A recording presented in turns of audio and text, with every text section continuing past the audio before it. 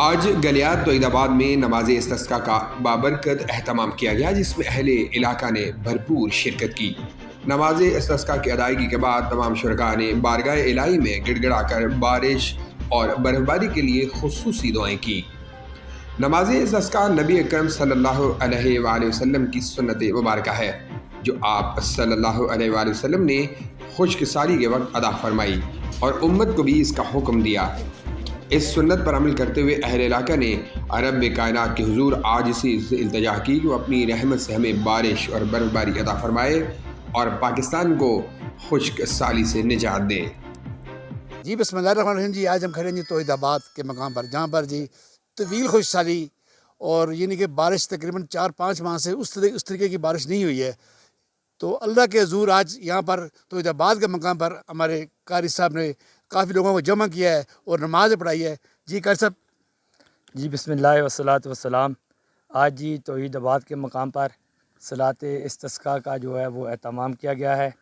لوگوں نے یہاں پہ جو ہے وہ نماز بھی ادا کی ہے، جس طرح رسول اللہ صلی اللہ علیہ وسلم نے ہماری رہنمائی فرمائی تھی، اور اس کے بعد انشاءاللہ ہم نے اللہ رب العالمین سے دعا بھی کی ہے اور پوری قوم کو، پوری امت کو یہ پیغام دیا ہے کہ فَقُلْ تُسْتَغْفِرُوا رَبَّكُمْ إِنَّهُ كَانَ غَفَّارًا يُرْسِلِ السَّمَاءَ عَلَيْكُمْ مِدْرَارًا۔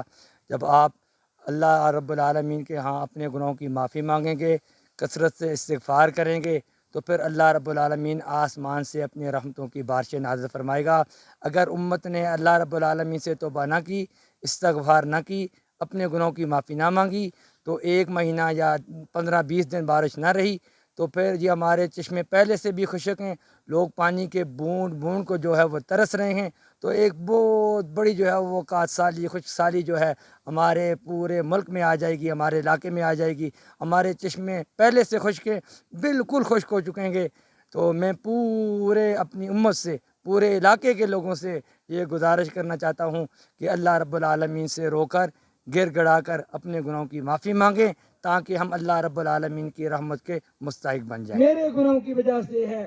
ہر بندہ اپنے آپ کو گناہ گار سمجھے اور کہے کہ میں اللہ رب العالمین سے پکی سچی توبہ کروں، استغفار کروں، اپنے گناہ کی معافی مانگوں، تاکہ اللہ رب العالمین کی رحمت کے ہم سب مستحق ہو جائیں۔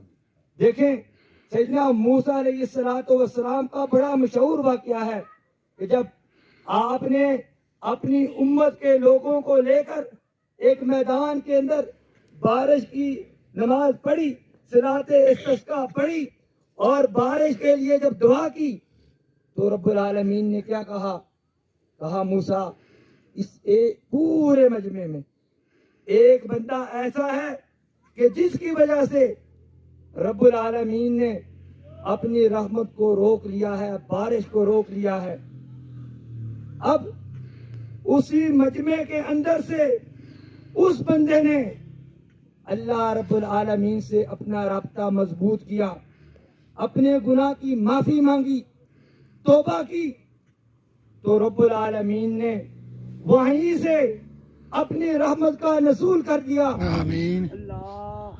اللہ اسوڑی رحمت نے محتاج یہاں، رب العالمین سڑے پر اپنی خصوصی رحمت نازل فرما۔ جی جیسے قاری صاحب نے بتایا ہے کہ طویل خشک سالی کے بعد آنے والے دنوں میں 15-20-25 دن کے بعد اللہ نہ کرے اگر بارش نہ ہوئی تو یہ چشمے ابشار سب خشک ہو جائیں گے اور یہاں پانی کی شدید قلت کا سامنا کرنا پڑتا ہے۔ سردار نیاز، وائس آف پاکستان، گلیات۔